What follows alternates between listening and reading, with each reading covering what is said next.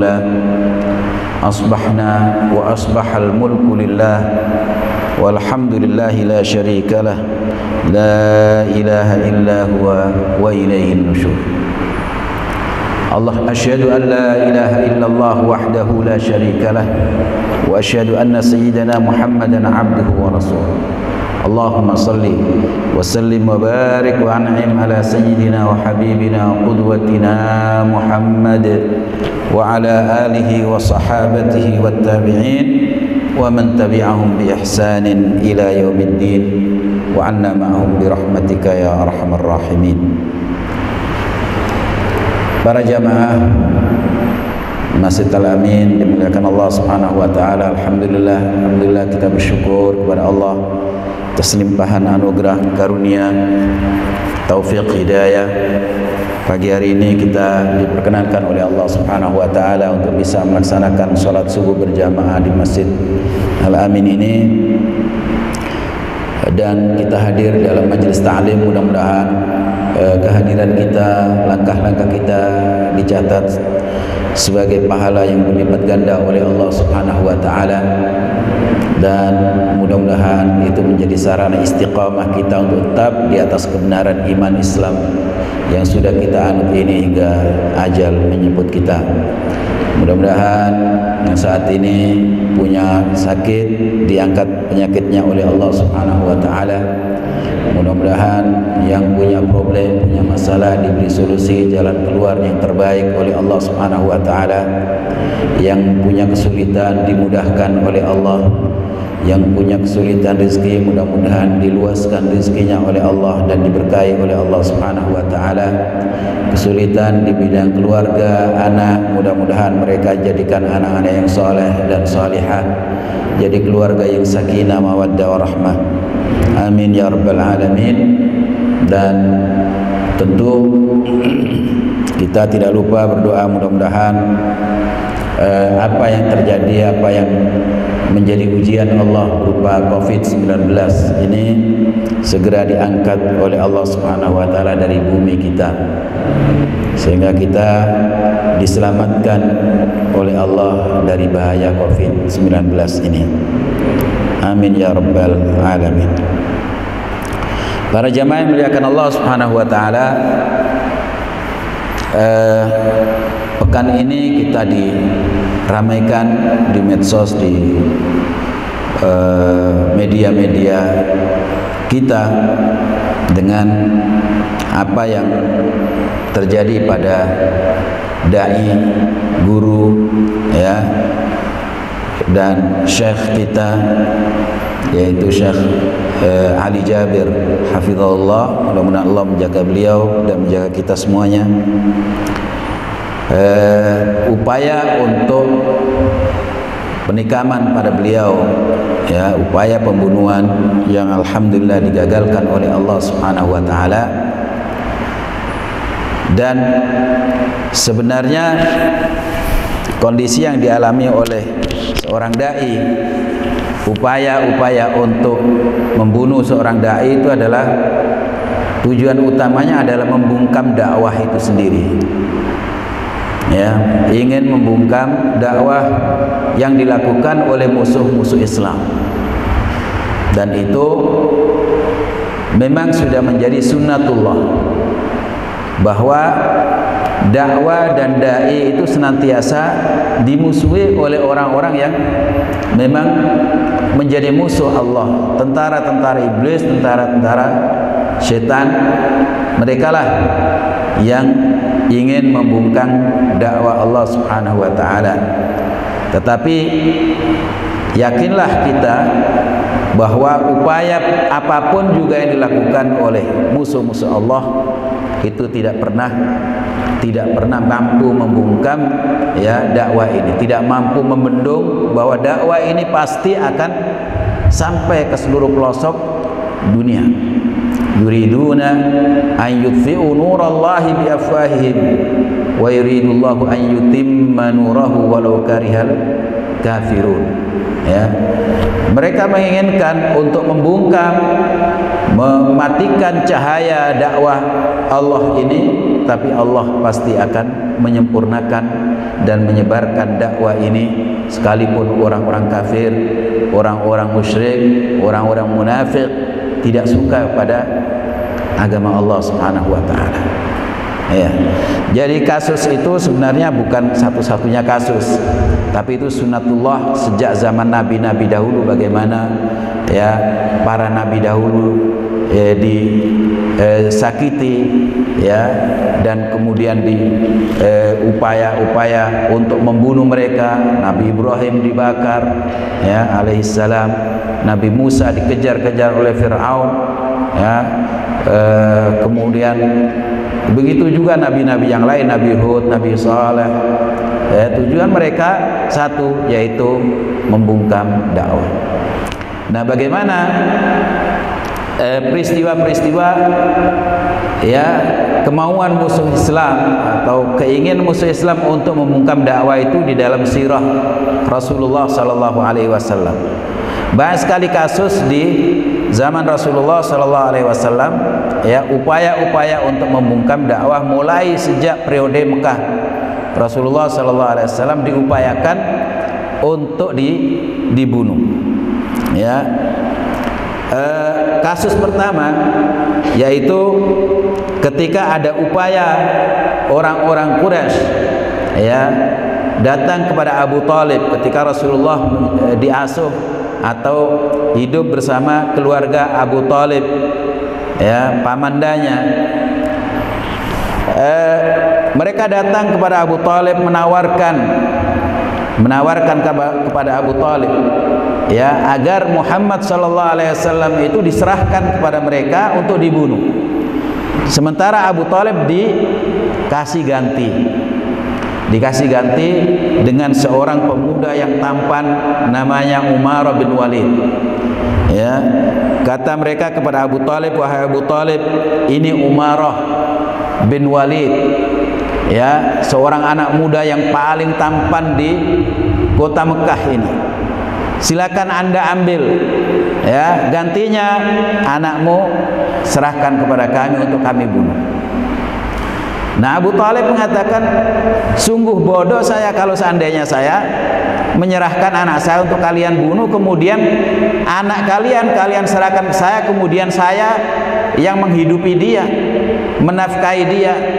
Sungguh sangat bodoh kalau saya lakukan itu. Nah, itu upaya pertama. Jadi sejak awal sudah ada upaya untuk membungkam dakwah. Nah, yang kedua, apa yang dilakukan oleh seorang tokoh Quraisy juga, yaitu Uqbah bin Abi Mu'ayth, yaitu ketika Rasulullah sallallahu alaihi wasallam ya sedang sholat di depan Ka'bah, ya, sedang sholat di depan Ka'bah, sementara orang-orang Quraisy berkumpul di Masjidil Haram, ya, mereka lihat Rasulullah sallallahu alaihi wasallam sedang sholat. Lalu dikatakan kepada masing-masing mengatakan, coba siapa yang berani mengganggu Muhammad yang sedang sholat itu. Ya, Uqbah bin Abi Mu'ayth disebutkan dalam sirah itu, dia ini ashqahum, maksudnya orang yang paling celaka di antara mereka. Ya, dia katakan saya yang akan melakukan itu. Ya, ketika Rasulullah sallallahu alaihi wasallam sujud, ya, kemudian diinjak leher beliau, diinjak leher beliau sampai hampir tidak bisa nafas. Dalam riwayat, ya, Uqbah bin Abi Mu'ayth mengambil selendangnya, surbannya, kemudian Rasulullah diikat lehernya sampai Rasulullah hampir tidak bisa nafas. Barulah datang, ya, sahabat Abu Bakar As-Siddiq radhiyallahu an, lalu memisah antara Uqbah bin Abi Mu'ayth dengan Rasulullah sallallahu alaihi wasallam, dan beliau mengatakan, ataqtuluna rajulan an yaqula rabbi Allah? Apa kalian ingin membunuh orang yang memang punya keyakinan bahwa Tuhanku adalah Allah? Apa salahnya dia? Dia hanya ingin menunjukkan bahwa satu-satunya Tuhan yang berhak disembah hanyalah Allah Subhanahu wa taala. Tidak mengganggu kalian. Silakan kalian lakukan apa saja untuk melakukan keyakinan kalian, tetapi jangan ganggu orang yang ingin untuk beribadah hanya kepada Allah dan mengabdi hanya kepada Allah dan mengakui hanya Allah sebagai Tuhannya. Apa salahnya? Lakum dinukum waliyadin. Nah, itu adalah upaya kedua. Upaya berikutnya,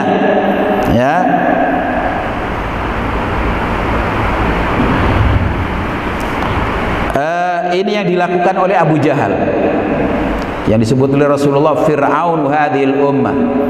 Abu Jahal itu adalah Fir'aunnya umat ini. Disebut Abu Jahal bapak kebodohan, padahal nama aslinya adalah Abul Hakam, bapak kebijaksanaan. Aslinya dia julukannya, nama aslinya adalah Hisham bin Amr. Hisham bin Amr ini, Amr bin Hisham, tapi kemudian dijuluki oleh orang-orang Quraisy Abul Hakam, bapak kebijaksanaan, karena memang di zaman itu, di zaman jahiliyah, setiap kali ada permasalahan, persengketaan, mereka selalu datang kepada Abu Jahal ini, untuk mencari solusi, mendapatkan jalan keluar pada setiap permasalahan yang terjadi di antara mereka. Tetapi ketika datang Rasulullah Shallallahu Alaihi Wasallam, orang yang terkenal pandai cerdik ini, ketika mendapatkan kebenaran Islam, diajak untuk menganut Islam, ditawari untuk hanya menyembah kepada Allah Subhanahu Wa Taala semata, ternyata dia menolak. Padahal dia tahu bahwa itu adalah benar. Bahkan dia pernah mengatakan, bahwa saya tahu apa yang dibawa oleh Muhammad itu benar. Tetapi sungguh tidak adil, dulu mulai kakek-kakek kami itu selalu ada kompetisi untuk bisa menjadi pemuka di Quraisy ini, di bangsa Quraisy ini. Pernah keluarga saya yang menang, tapi pernah juga keluarga Muhammad yang menang. Tetapi di akhir ini ternyata Muhammad jadi nabi. Dari keluarga Bani Hashim ada yang jadi nabi. Nah, untuk jadi nabi itu kami tidak bisa memenangkan kompetisi itu. Tidak akan pernah bisa memenangkan kompetisi jadi nabi. Siapa yang bisa jadi nabi selain daripada yang diutus oleh Allah, dipilih oleh Allah. Nah, untuk itu saya tahu benar dia, tapi saya tidak akan iman. Nah, ketika Rasulullah mendengar cerita itu dari seorang sahabatnya, beliau mengatakan, kalau begitu ini bukan Abul Hakam ini, yaitu Abu Jahal. Jadi orang jahiliyah, orang bodoh itu adalah orang yang tahu kebenaran, dia yakin bahwa itu benar, tetapi dia tidak mau mengikuti. Itulah orang bodoh. Makanya disebut Abu Jahal. Abul Hakam, julukan itu dihilangkan, dan sampai hari kiamat, sampai detik ini dia terkenal dengan Abu Jahal, bapak kebodohan. Nah, Abu Jahal ini dia berjanji kalau ketemu dengan Muhammad saya akan bunuh dia, saya akan cekik dia. Maka ketika Rasulullah SAW suatu saat mau sholat di depan Ka'bah, dia datangi Rasulullah, dia mau cekik, mau bunuh Rasulullah SAW saat itu juga. Tetapi ketika dia mau melakukan itu, ternyata dia melihat di depannya seolah-olah ada seekor unta yang besar yang akan mencaplok dia. Akhirnya dia ketakutan dan dia gemetaran, kemudian dia mundur. Yang lain tidak kelihatan, tidak melihat apa yang terjadi. Kemudian ditanya, kenapa kamu mundur wahai Abu Jahal, kenapa kamu seolah-olah ketakutan itu? Dia katakan, saya mau melakukan apa yang saya inginkan pada Muhammad, tetapi ada seekor unta besar yang akan mencaplok saya. Sungguh saya sangat menakutkan. Dan binatang unta itu kalau sudah marah itu menggigit. Ya, ternyata ini untanya sangat-sangat besar. Nah, kata Rasulullah SAW, kalau seandainya dia maju lagi, itu dia akan dicabik-cabik oleh malaikat. Jadi dalam bentuk apa? Unta itu dia akan mencabik-cabik siapa? Abu Jahal. Laudana minni lakhtatafatul malaikatu udwan. Sungguh kalau seandainya dia dekat sama saya, pasti malaikat akan menangkap dia dan dipotong dengan potongan-potongan yang terpisah-pisah, kata Rasulullah SAW. Jadi ini upaya yang ketiga. Upaya berikutnya, upaya yang terjadi di Darun Nadwah. Bismillah. Ketika orang-orang Quraisy ya bertemu di tempat gedung pertemuan mereka, ya, gedung pertemuan mereka di Mekah terkenal dengan Darun Nadwah. Kalau di Madinah itu mereka punya tempat gedung pertemuan mereka, yaitu Saqifah Bani Sa'idah. Nah, kalau di sini di Mekah Darun Nadwah, ya, gedung parlemennya lah begitu. Ya, mereka selantiasa melakukan permusyawaratan di situ. Nah, mereka bersepakat ya akan membunuh Rasulullah Sallallahu Alaihi Wasallam. Ya, cuma bagaimana caranya? Nah, ada yang mengatakan sudahlah kita usir saja, atau kita tahan saja, kita masukkan penjara saja Muhammad, ya. Kemudian pada saat yang sama datang seorang syekh dengan penampilan seolah-olah dia seorang ulama besar, datang kepada mereka. Tapi riwayat itu menyebutkan Syekhun Najd, syekh dari Najd, ya, wilayah Najd. Ya, dia mengaku sebagai Syekh Najd, ya, tapi yang sesungguhnya dia itu adalah iblis yang menyamar jadi seorang syekh. Jadi kadang-kadang syekh yang tidak dikenal kemudian tahu-tahu muncul, ya, itu khawatir membawa kesesatan. Nah, itu perlu waspada, jangan-jangan ini Syekhun Najd, ya. Ini datang kepada mereka memberikan saran. Menurut saya, ya, apa yang dilakukan, apa yang disarankan atau yang diusulkan oleh Abu Jahal tadi itu benar. Apa usul Abu Jahal? Yaitu bahwa dikumpulkan anak-anak muda, ya, dan dicomot anak muda ini dari kabilah-kabilah seluruh Mekah. Jadi keluarga-keluarga besar seluruh Mekah itu diambil satu pemuda semuanya. Nah, kemudian mereka suruh ngepung Muhammad supaya mereka membunuh dia. Kalau sudah dibunuh oleh banyak dan seluruh masyarakat yang membunuh, nah ini keluarga Muhammad tidak bisa menuntut apa-apa, sebab yang bunuh banyak, tidak bisa menuntut qisas, ya. Nah, mereka akan cukup minta diatnya saja, bayar diat, yaitu hanya 100 ekor unta saja, dan itu mudah untuk dilakukan oleh seluruh orang Mekah untuk bisa urunan, ya, patungan di antara mereka. Nah, itulah yang dilakukan. Kemudian Rasulullah SAW dikepung oleh mereka, dan itulah saat-saat Rasulullah, ya, diizinkan oleh Allah untuk melakukan hijrah ke kota Madinah.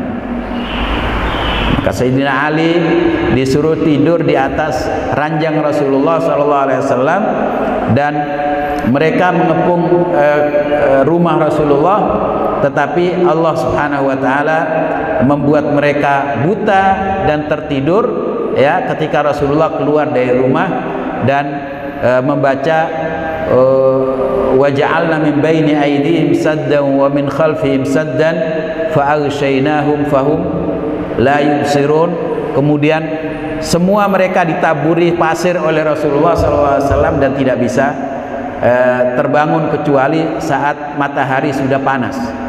Barulah matahari sudah panas, mereka merasa kepanasan, terbangun mereka. Nah, ketika mereka terbangun kaget, ya, melihat mengintip dari balik jendela, ternyata masih ada yang tidur di atas ranjang Rasulullah. Oh, itu dia belum, syukur dia belum bangun.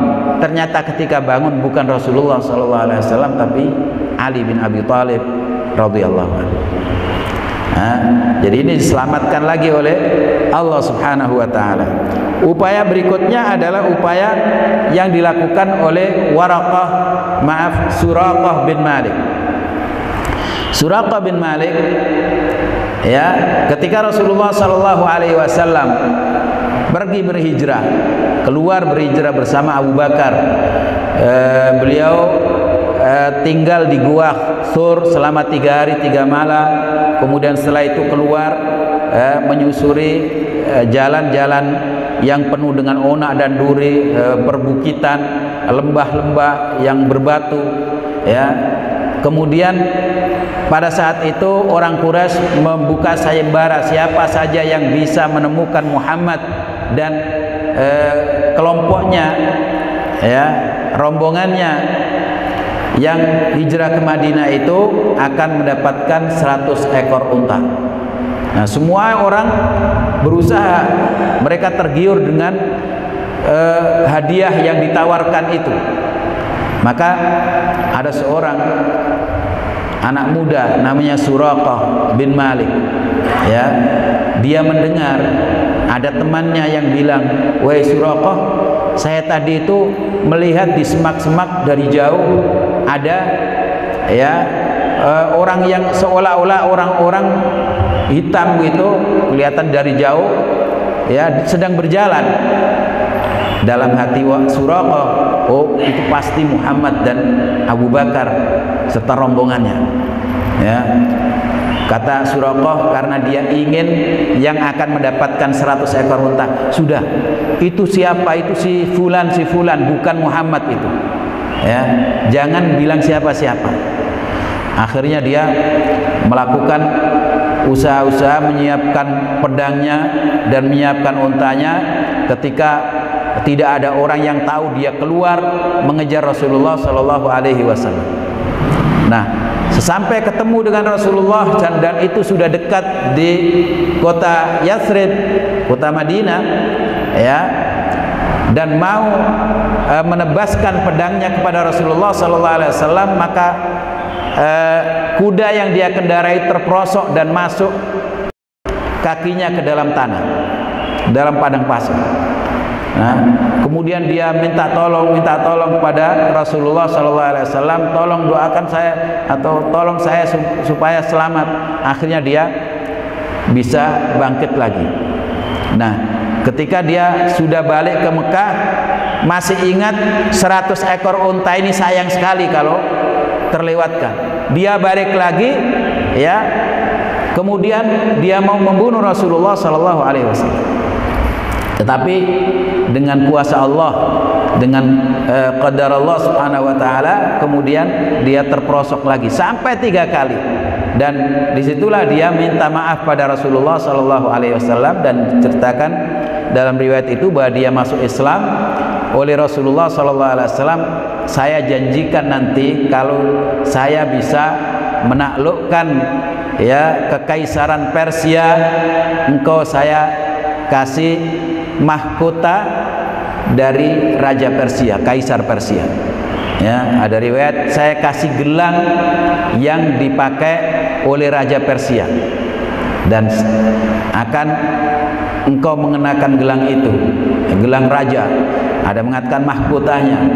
Ya, intinya dia kemudian pulang dan oleh Rasulullah SAW dikatakan, ya, rahasiakan apa yang terjadi padamu dan rahasiakan perjalanan saya kepada siapapun juga. Baik.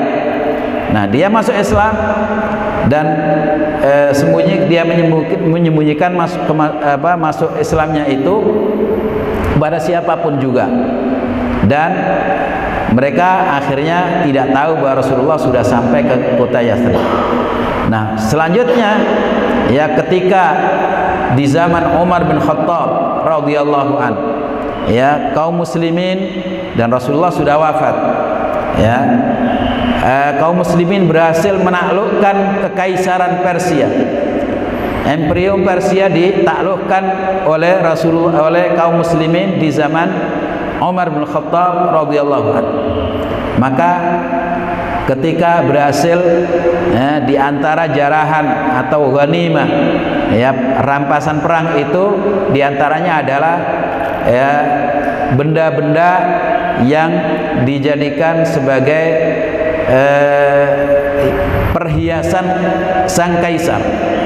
Ya, itulah kemudian Sayyidina Umar, ya, ketika menerima itu semuanya dicari mana mahkotanya, ya. Kemudian setelah dapat, beliau bilang, mana Suraqah bin Malik Al-Mudlaji. Lalu dia tampil, saya Amirul Mukminin, ini saya pakaikan mahkota ini kepadamu sebagai amanat dari Rasulullah Sallallahu Alaihi Wasallam. Namanya khalifah, sebagai pengganti Rasulullah Sallallahu Alaihi Wasallam, maka amanat itu tetap dilaksanakan, tidak pernah dilupakan, karena itu adalah amanat Rasulullah Sallallahu Alaihi Wasallam dan janji beliau. Maka itu diserahkan kepada Suraqah bin Malik. Dan luar biasanya bahwa ketika Rasulullah Sallallahu Alaihi Wasallam dikejar-kejar oleh musuh seperti itu, secara yakin betul bahwa Islam itu menang, akan bisa menguasai dua imperium, Romawi maupun Persia. Luar biasa. Itu artinya bahwa Rasulullah SAW bukanlah manusia biasa, tapi beliau memang mendapatkan wahyu dan bimbingan dari Allah Subhanahu wa Ta'ala. Jadi itu upaya yang dilakukan oleh musuh Allah untuk membungkam dakwah. Ada lagi, yaitu peristiwa Umar bin Wahab Al-Jumahi. Dia ini, ya, ini pasca perang Badar, ya, orang Quraisy. Dia Umar bin Wahab Al-Jumahi ini, ya, berbincang-bincang di depan Ka'bah di Hijr Ismail bersama Sofwan bin Umayyah, ya. Lalu mereka sampai kepada pembicaraan tentang kurban perang Badar, ya. Masing-masing mengatakan, saya punya keluarga, bapak saya, saudara saya mati dibunuh oleh orang Islam, oleh Muhammad, ya. Dan kemudian dia katakan, kalau seandainya, kalau bukan karena banyak utang saya di Mekah ini, ya, kalau bukan takut anak saya, keluarga saya tidak makan nanti, saya pasti datang ke Muhammad dan akan saya bunuh. Maka sahabatnya Sofwan bin Umayyah mengatakan, saya juga banyak keluarga saya yang korban di perang Badar. Kalau begitu begini, kalau kamu mau, silakan kamu bunuh Muhammad dan semua kebutuhan keluargamu saya yang nanggung, utang-utangmu saya yang bayar. Nah, karena ada yang menanggung begitu, ya, dia berangkat ke Madinah. Dan saat itu di pagi hari, ya, Umar bin Khattab melihat ini, Umar kenal juga Umar bin Wahab Al-Jumahi ini sedang menghunus pedang, ya, menghunus pedang, mau masuk ke masjid Rasul Sallallahu Alaihi Wasallam, ditangkap oleh Sayyidina Umar di depan masjid, ditangkap, ya, kamu mau membunuh Rasul? Tidak, kata dia. Akhirnya diajukan kepada Rasulullah SAW. Beliau sedang ada di dalam masjid. "Ya Rasulullah, ya, ini mau membunuhmu." Kata Rasulullah, "Umar, lepas dia. Lepaskan dia. Biarkan dia apa yang dia mau dia." Kemudian ditanya, "Wahai Umar, apa yang kau mau?" "Enggak, saya tidak mau apa-apa." Ketika melihat Rasulullah seperti itu, dia sudah ketakutan. "Saya tidak mau melakukan apa-apa di sini, wahai Muhammad." Ya. Terus, "Pedangmu itu buat apa itu?" "Enggak, ini pedang yang paling buruk yang pernah saya miliki." Dia intinya ketakutan, dan akhirnya kemudian dia masuk Islam di situ. Masuk Islam dan pulang kembali ke Mekah. Ya, ditanya oleh sahabatnya Sofwan bin Umayyah tadi itu, "Nah, kamu dari Madinah kok jadi berubah kayak begini wajahmu? Ini wajah orang Islam nih." Jadi wajah orang Islam itu memang beda dengan orang lain. Kita kan bisa di jalan, di apa gitu, melihat orang itu, oh ini kayaknya orang non muslim. Ada orang Islam yang nampak tidak pernah sholat juga kelihatan juga, oh, orang ini kelihatannya nggak pernah sholat. Kan begitu Pak ya. Nah, ketika Umar bin Wahab al-Jumahi sampai di kota Mekah, orang Mekah tahu ini wajahnya wajah Islam. Ya, wajah Islam kelihatan. Jadi simahum fi wujuhihim min atharis sujud.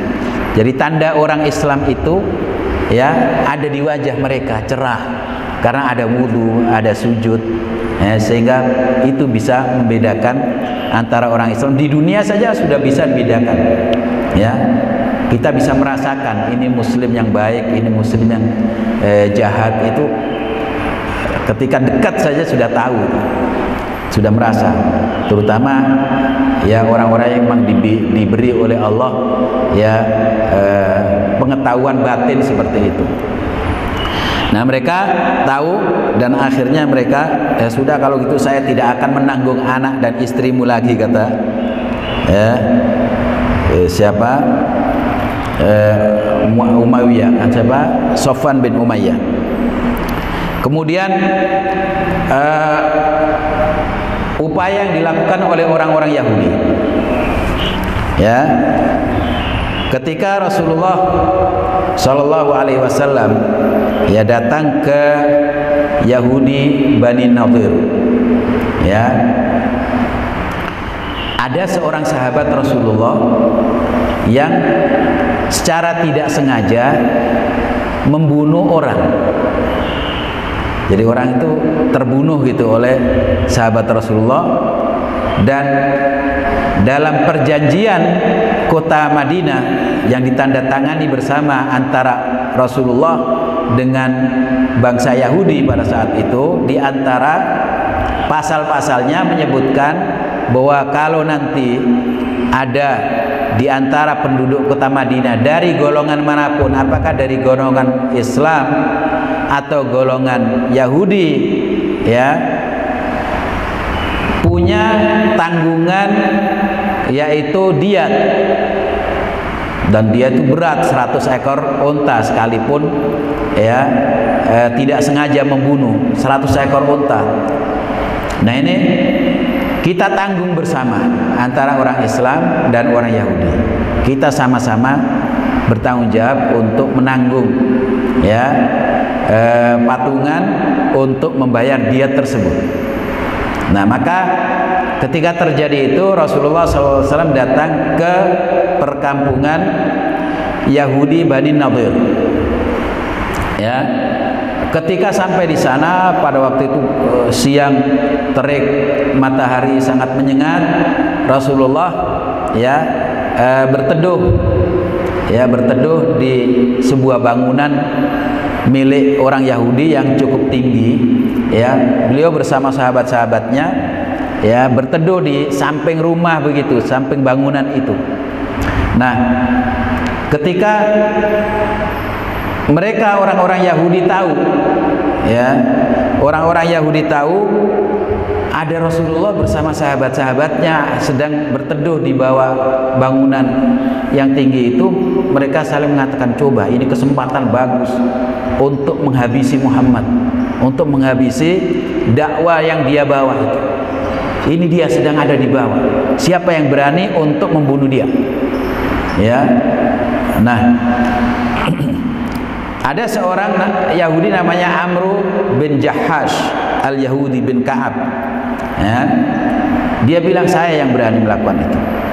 Akhirnya dia membawa batu besar, ya, dia gotong batu itu, dia naik ke atas bangunan tersebut dan mau ditimpakan kepada Rasulullah Sallallahu Alaihi Wasallam dari atas, ya, bangunan tersebut. Nah, tetapi Rasulullah Sallallahu Alaihi Wasallam didatangi malaikat Jibril, Muhammad, kamu pergi, ada upaya pembunuhan kepada kamu. Maka Rasulullah langsung pergi pulang ke kota Madinah, ya, dan sahabat-sahabat yang lain kaget, ini ada apa ini Rasulullah kok tahu-tahu pergi saja, kita ditinggal di sini. Akhirnya mereka, ya, menyusul Rasulullah Sallallahu Alaihi Wasallam.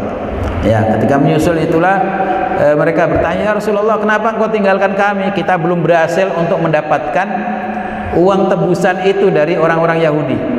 Ya, Rasulullah mengatakan, malaikat Jibril datang pada saya supaya saya pergi dari situ, ada upaya untuk membopong saya dari belakang, mau dibunuh oleh mereka.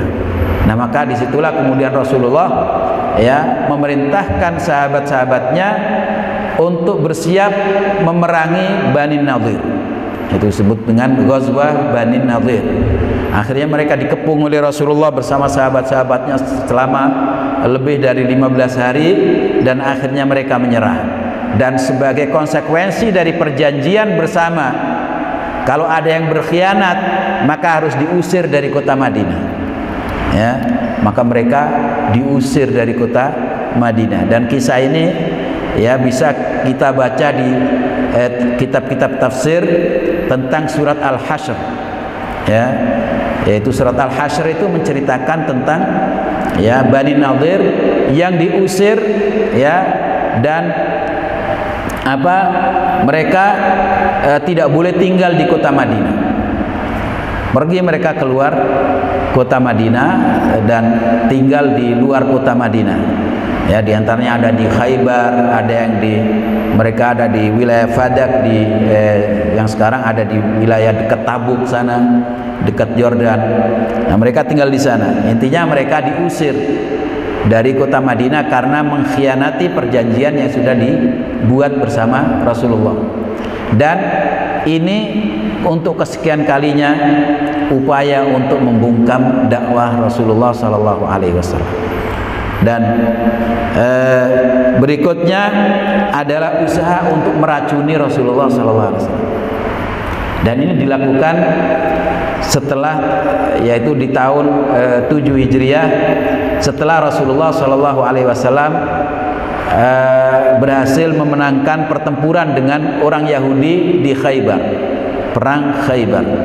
Ternyata orang-orang yang terusir dari kota Madinah tadi bersama Yahudi lain, Bani Quraidah dan lain-lain, mereka bersepakat untuk memerangi Rasulullah SAW, dan akhirnya Rasulullah menyiapkan tentara untuk memerangi mereka, melawan mereka agar mereka tidak masuk ke kota Madinah dan membunuh orang Islam di kota Madinah.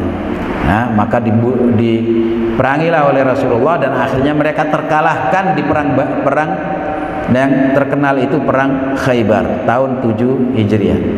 Setelah perang itu selesai, ada seorang wanita Yahudi. Nah, Rasulullah itu orangnya baik kan.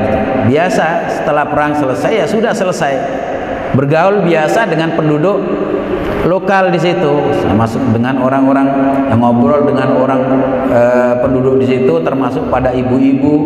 Nah, rupanya ada ibu-ibu yang sungguh marah kepada Rasulullah SAW. Ya, namanya Zainab al-Yahudiyah. Namanya Zainab.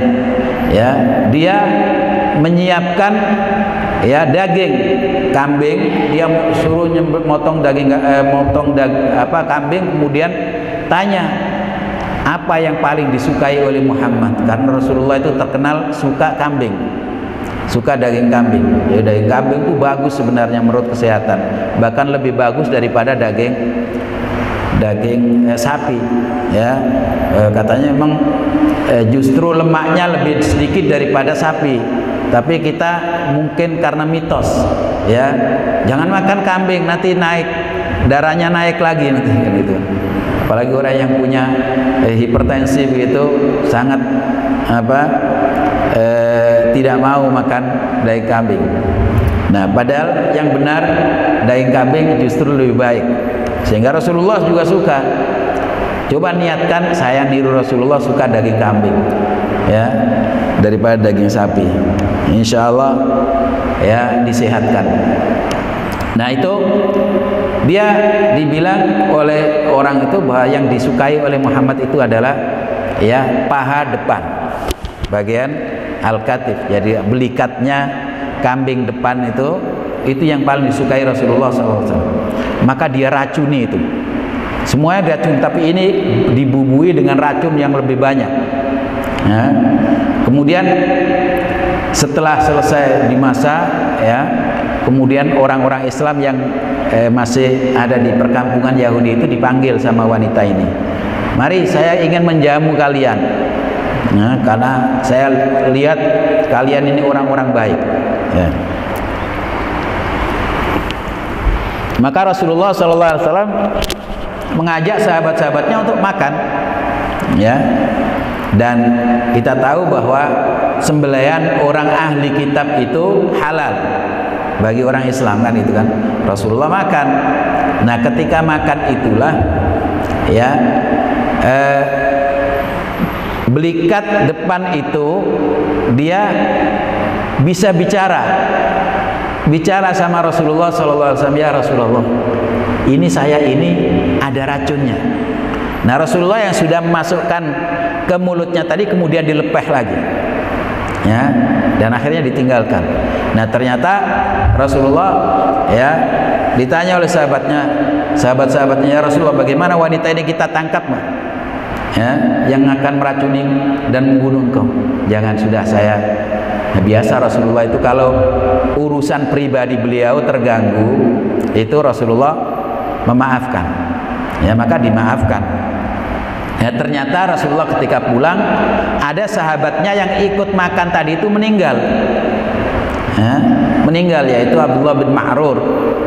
Ya, dia meninggal dunia. Rasulullah perintahkan, ini sudah kejahatan yang membawa kurban, tangkap wanita itu, suruh tangkap. Setelah ditangkap diqisos, ya, karena memang hukum kitab Taurat yang mereka anut juga orang yang membunuh orang lain juga harus diqisos, maka dia diqisos, dibunuh wanita itu karena ada yang meninggal. Sementara Rasulullah SAW sisa-sisa racun itu terus bekerja. Ya, Rasulullah mengatakan bahwa setiap tahun saya itu merasakan racun itu terus bekerja di ulu hati saya. Sampai ya saat Rasulullah SAW meninggal dunia, beliau mengatakan saat sakit keras itu, sungguh racun yang pernah saya cicipi di saat Khaybar itu, ya, itu sekarang sedang bekerja keras, bekerja sampai motong ulu hati beliau. Itulah penyebab kematian Rasulullah SAW. Sehingga para ulama mengatakan Rasulullah itu meninggal dalam keadaan syahid karena dibunuh, ya, karena dibunuh. Jadi matinya adalah mati syahid, sekalipun beliau meninggal di atas ranjang beliau. Sama dengan Sayyidina Umar radhiyallahu an, ketika beliau mengatakan, berdoa kepada Allah, Allahumma rzuqni syahadatan fi sabilik wal mauta fi madinati rasulik. Ya Allah, berikan anugerah kepada saya untuk bisa mendapatkan mati syahid, tetapi jadikan kematian saya itu di Madinah, di kota Rasulmu, yaitu kota Madinah ini. Hafsah binti Umar yang saat itu mendengar, nah, anaknya, putrinya, istri Rasulullah, mendengar doa ayahnya itu merasa aneh. Mana mungkin ya mati syahid di Madinah, sementara Madinah sudah jadi negara Islam. Tidak mungkin engkau terbunuh di kota Madinah untuk berperang berjihad di kota Madinah. Nah, kata Umar bin Khattab, Allah akan mendatangkan apa yang akan saya mau, yang sudah saya mau ini. Ternyata benar, datang seorang Majusi, ya, Abu Lu'lu'ah al-Majusi itu datang ke Madinah ketika Umar bin Khattab menjadi imam subuh. Beliau ditikam oleh orang Majusi itu, dan beliau dimakamkan di dekat Rasulullah dan sahabatnya Abu Bakar As-Siddiq. Doa, ya, ternyata Allah mengabulkan itu. Ya, intinya bahwa musuh-musuh Islam itu ingin membungkam, ya, setelah membungkam Rasulullah, membungkam khalifah-khalifahnya Umar bin Khattab yang juga beliau adalah pembuka wilayah-wilayah yang tadinya berkuasa seperti Persia, ya, untuk dijadikan wilayah Islam. Makanya orang Persia, orang-orang Majusi tidak suka sampai sekarang, ya, kepada Umar itu, ya, Umar itu dianggap sebagai pengkhianat dan lain sebagainya. Sementara Abu Lu'lu'ah al-Majusi itu sampai sekarang oleh orang Syiah, ya, Syiah ekstrem itu dijadikan sebagai pahlawan. Ya, sebab Syiah ekstrem itu, ya, menginginkan supaya, atau mereka masih dendam kepada Umar bin Khattab radhiyallahu anhu. Wallahu a'lam bishawab. Dan itu sebagai bentuk upaya, ya, orang-orang Yahudi, bahkan orang munafik juga pernah melakukan upaya untuk membunuh Rasulullah SAW di saat beliau pergi ke perang Tabuk. Para jamaah yang dimuliakan Allah Subhanahu wa taala, kita kembali kepada masalah bahwa ternyata musuh-musuh Allah, musuh-musuh agama ini tidak pernah diam untuk berusaha, ya, membungkam dakwah ini, ya. Siapapun yang berjuang di dakwah, ya, harus, ya, menyadari hal itu. Dan kaum muslimin seharusnya menjaga orang-orang yang berjuang di jalan Allah Subhanahu wa taala, mendakwakan agama Allah. Kalau tidak, ya, kalau seandainya ada yang luka atau bahkan ada yang meninggal, semua kita akan ditanya oleh Allah. Pertanggungjawaban kita nanti di hadapan Allah Subhanahu wa taala.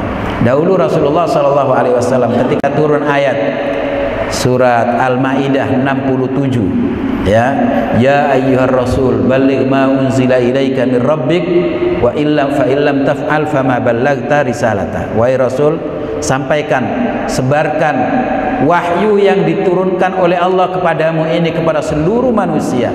Jika kamu tidak melakukan, berarti kamu tidak menjalankan misi tugasmu secara baik, ya. Nah, maka Rasulullah menyebarkan dakwah itu dengan sekuat tenaga, tetapi melihat kejadian-kejadian seperti tadi, Rasulullah pernah minta supaya dijaga oleh sahabat-sahabatnya.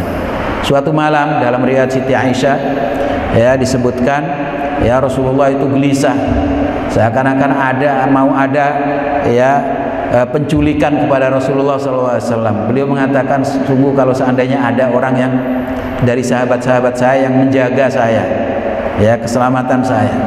Rasulullah pun khawatir akan keselamatan beliau, sebab kalau Rasulullah meninggal dunia, yang meninggal bukan pribadi beliau, tetapi dakwah inilah yang akan mati, ya. Wahyu akan terputus dan tidak akan sampai kepada umat manusia seluruh dunia. Maka disitulah Rasulullah, ternyata kata Siti Aisyah, saya mendengar suara serak dari depan, saya takut itu, ya, adalah orang yang akan menculik Rasulullah. Ketika ditanya, siapa itu? Oh, saya, ya Rasul, saya bersama sahabat saya si fulan, yaitu Sa'ad bin Abi Waqqas. Ternyata dia Sa'ad bin Abi Waqqas. Kenapa kamu datang? Saya datang bersama teman-teman ini untuk menjaga keselamatanmu, ya Rasulullah. Nah, ternyata kemudian turun ayat Allah atau penggalan ayat itu berikutnya, ayat 67 surat Al-Maidah itu mengatakan wallahu ya'simuka minan nas. Allah yang akan menjagamu dari gangguan manusia, wahai Muhammad. Ya, Allah yang akan menjagamu dari gangguan manusia.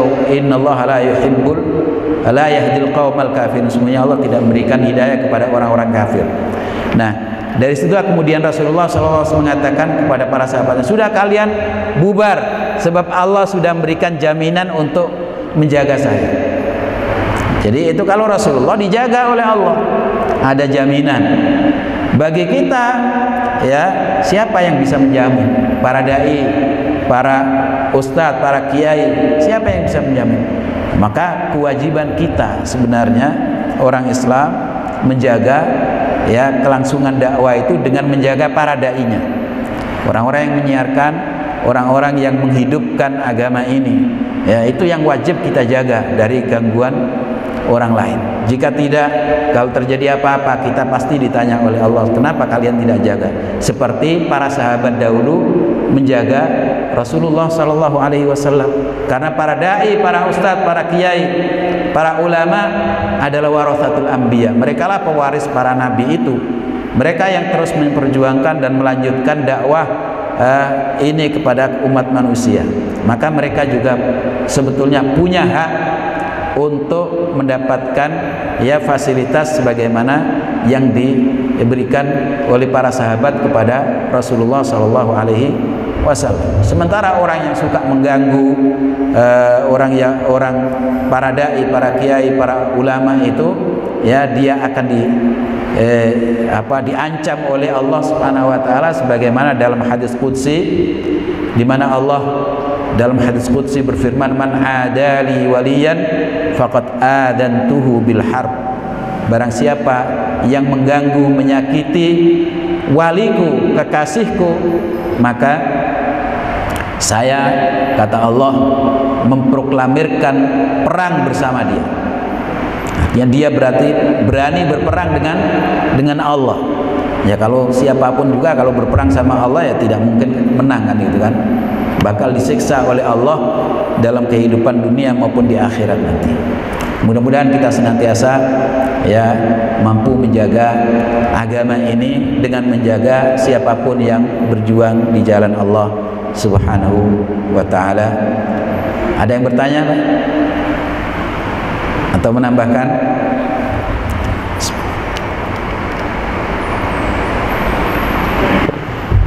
Tidak ada, ya? Sudah syuruk, ya? Mudah-mudahan kajian pagi hari ini bermanfaat, sebagai ilmu bermanfaat bagi kita, dan memberikan semangat lagi buat kita untuk senantiasa menghidupkan agama Allah Subhanahu wa ta'ala dengan apapun peran kita, apapun dan dimanapun posisi kita, maka kontribusi kita itulah yang akan, ya, dinilai oleh Allah Subhanahu wa ta'ala sebagai orang yang berjuang di jalan Allah Subhanahu wa ta'ala. Wallahu a'lam bishawab. Kurang lebihnya mohon maaf. Aqulu qali hadza wa astaghfirullah li wa lakum. Subhanakallahumma bihamdik asyhadu an la ilaha illa anta astaghfiruka wa atubu ilaik. Wa sallallahu ala sayyidina Muhammad wa alihi wa sahbihi wasallam. Wassalamu alaikum warahmatullahi wabarakatuh.